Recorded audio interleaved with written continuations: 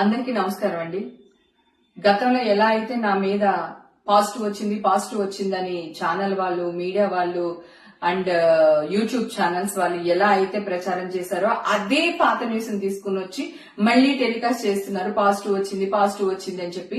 ఇంకా charge sheet నేనే చూడలేదండి. ఇంకా చార్జ్ షీట్ నా చేతికే రాలేదు. సో అలాంటిది మీ చేతికి ఎలా వచ్చింది? మీరు ఇలాంటి న్యూస్ ఎందుకు స్ప్రెడ్ చేస్తున్నారో నాకు అర్థం కావట్లేదు. నేను చాలా ప్రయత్నిస్తున్నాను. ఈ మధ్య కాలంలో ఎన్టీవీలో మళ్లీ న్యూస్ యథావిధిగా చేస్తున్నారు. ఎన్టీవీతో నాకున్న ప్రాబ్లం ఏంటంటే అక్కడ క్రైమ్ రిపోర్టరు రమేష్ వైట్లా అని చెప్పి ఆయన ఉన్నారు. లాస్ట్ టైం కూడా పుడింగ్ ఎలిమెంట్ విషయంలో కూడా ఇట్లానే రాంగ్ న్యూస్ వేశాడు అతను. నేను ఎన్టీవీకి వెళ్ళాను, అక్కడ ఎవరు లేరండి, చౌదరి గారు రాలేదన్నారు. సరే అండి అని చెప్పి అతని నెంబర్ తీసుకుని ఆయనకి ఫోన్ చేశారు, రమేష్ వైట్లకి ఫోన్ చేసి, ఏమండి నేను లేను అక్కడ, నా న్యూస్ వేయకండి ప్లీజ్, నా పేరు తీసేయండి అన్నా. మాకు పోలీసులు ఇచ్చారు, మేమెందుకు తీయాలని కొంచెం గట్టిగానే అరిచాడు ఆయన. అరిస్తే సరేనండి నేను మాట్లాడుతున్నాను, మీరు అరుస్తున్నారు, సరే మీరు ఎక్కడున్నారు చెప్పండి, నేను అక్కడికి వచ్చి మాట్లాడతాను అన్నా. Okay, Banjara hills police station దగ్గర ఉన్నాను రండి అన్నాడు. సో నేను ఇమ్మీడియట్ గా call Banjara hills police station కి వెళ్ళాను. వెళ్తే అక్కడ అతను లేడు. అక్కడ వాళ్ళందరినీ అడిగే మీడియా వాళ్ళని, ఏమండి రమేష్ వైట్ల ఎక్కడున్నారు అంటే లేదండి వెళ్లిపోయారు అన్నారు. అంటే నేను వస్తున్నాను అని చెప్పిన తర్వాత కూడా అతను అక్కడి నుంచి వెళ్లిపోయాడు. ఓకే, తర్వాత నేను అక్కడ అరిచాను, ఎట్లా ఎన్టీవీ వాడు న్యూస్ వేస్తాడు నా పైన, నేను అక్కడ లేనని చెప్పేసి అడగడం జరిగింది. అది మీ అందరికీ తెలుసు. ఇప్పుడు కూడా అదే విధంగా మొన్న ఒక అతను ఫోన్ చేశాడు, ఎక్కడి నుంచి, ఎన్టీవీ నుంచి మాట్లాడుతున్నామండి, రమేష్ వైట్ల గారు మీకు ఫోన్ చేయమన్నా, నేను వాళ్ళ అసిస్టెంట్ ని అని అన్నాడు. ఓకే ఏంటమ్మా అని అడిగా. అంటే అదే మేడం ఏంటి విశేషాలు, ఏంటి ఈ న్యూస్ గురించి మాట్లాడదామని ఫోన్ చేశానంటే నేను అన్నా, ఇప్పటి వరకు నన్ను అడిగి న్యూస్ వేశారా, మీ ఇష్టం వచ్చినట్టే వేస్తున్నారు కదా, నాకైతే నేను తీయించుకున్నది నెగిటివ్ వచ్చింది, అక్కడ కూడా నెగిటివ్ వచ్చింది, అయినా మీకు కోటిది వద్దు నాది వద్దు, నేనే మీ దగ్గర వస్తాను ఎన్టీవీకి, మీరు నా టెస్టులు చేయించండి, చేపిస్తే ఒకవేళ పాజిటివ్ వచ్చింది అనుకోండి మీ కాల్ పట్టుకుని క్షమాపణ అడుగుతాను, అదే నెగిటివ్ వచ్చింది అనుకోండి మీరేం చేస్తారో చెప్పండి అని చెప్పి నేను గట్టిగానే మాట్లాడానండి అతనితో. మాట్లాడితే అది కాదు మేడం, ఇది కాదు మేడం అని చెప్పేసి అతను ఫోన్ పెట్టేశాడు. ఓకే, ఇమ్మీడియట్ గా నేను ఛాలెంజ్ చేయగానే ఛాలెంజ్ యాక్సెప్ట్ చేయకుండా పెట్టేశారు. కట్ చేస్తే మళ్లీ సేమ్ హేమకి డ్రగ్స్ తీసుకుంది, దానికి ఇవి వచ్చింది, మళ్లీ పాజిటివ్ వచ్చింది అనే వేస్తున్నారు.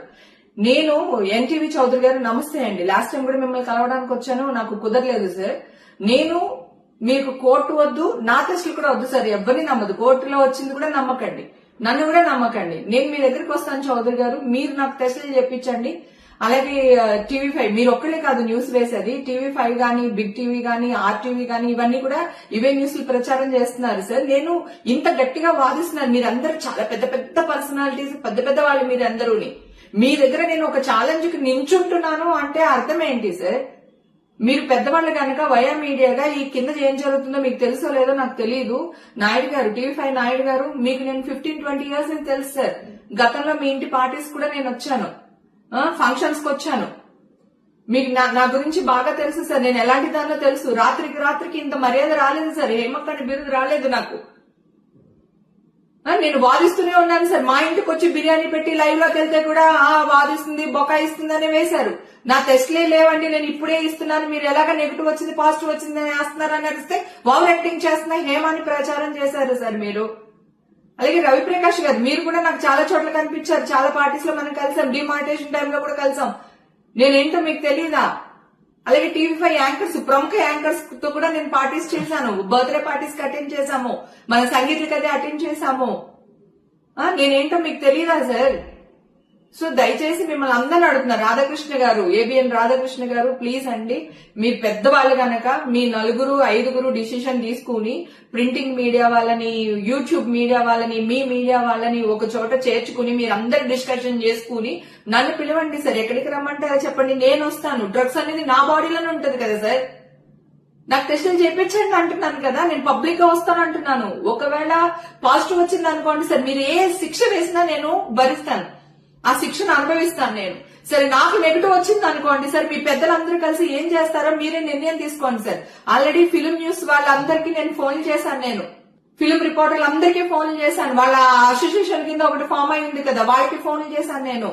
సాక్షి టీవీ స్వప్నతో కూడా మాట్లాడాను, అలాగే డిజిటల్ మీడియాకి సంబంధించి గ్రేట్ ఆంధ్ర మూర్తి గారితో ప్రేమతో కూడా డిస్కషన్ చేశాను. లక్ష్మీనారాయణ ఎన్టీవీ, మన ఇది వరకు మీ టీవీలోనే పనిచేసే వాళ్ళు ఎన్టీవీలో, ఇప్పుడు టీవీ9 కి వచ్చారు, అతనితో మాట్లాడాను, రాంబాబుతో మాట్లాడాను, నాయుడుతో మాట్లాడాను, స్వప్నతో మాట్లాడాను, తర్వాత శేఖర్, వంశీ, మా ఫిల్మ్ న్యూస్ వాళ్ళు ఎవరైతే ఉన్నారో వాళ్ళందరితో మాట్లాడాను. మాట్లాడాను సార్. నాకు టెస్టులు చేయించండి, మీరు ఎక్కడికి రమ్మన్నా వస్తాను, మీరేం చెప్పినా చేస్తాను, ఒకవేళ పాజిటివ్ వస్తే మీ ఇష్టం అని వాళ్ళందరితో కూడా మాట్లాడాను సార్. నేను మాట్లాడిన తర్వాత కూడా ఎగైన్ ఈ న్యూస్లు వస్తున్నాయి.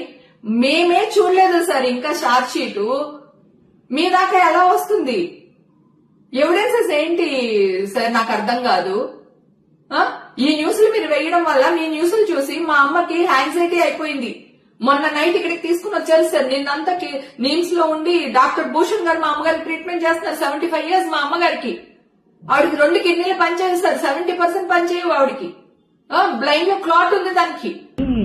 ఈ గుడ్డు పడుకున్నది గుడ్లేదు, కూరెట్టుకున్నది గుడ్లేదు, ఊడ్చిరాట్మనంట చెప్పుకున్నా అంతే. అదే అది కూడా గుర్తులేదు నాకు.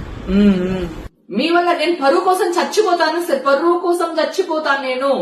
నా ఫ్యామిలీ తలదించుకునే పని ఈ రోజు వరకు చేయలేదు. నా ఇండస్ట్రీ నా వల్ల తలదించుకునే పని ఏ రోజు చేయలేదు సార్. ఈ రోజు కూడా చెయ్యను, గతంలో చేయలేదు, ఫ్యూచర్ లో చెయ్యను సార్. దయచేసి దండం పెడుతున్నాను మీకు. దయచేసి మీ పెద్దవాళ్ళందరూ రాధాకృష్ణ గారితో సహా, నాయుడు గారు, రాధాకృష్ణ గారు, ఎన్టీవీ చౌదరి గారు, మీరందరూ కలిపి ఒక డిసిషన్ తీసుకుని నన్ను ఒక 2-3 రోజుల్లో మీ దగ్గరికి పిలవండి సార్. పిలిచి నాకు టెస్టులు చేయించండి. కోర్టు వద్ద ఏమొద్దు, మీరు టెస్టులు చేయించండి. నేను రెడీగా ఉన్నాను. నేను మీకు అందరికీ సారీ చెప్తాను సార్. మీరు ఏ శిక్ష చేసినా అనుభవిస్తాను. అలాగే నాకు నెగిటివ్ వస్తే నాకేం న్యాయం చేస్తారో చేయమని అడుగుతున్నాను సార్ నేను. Thank you sir.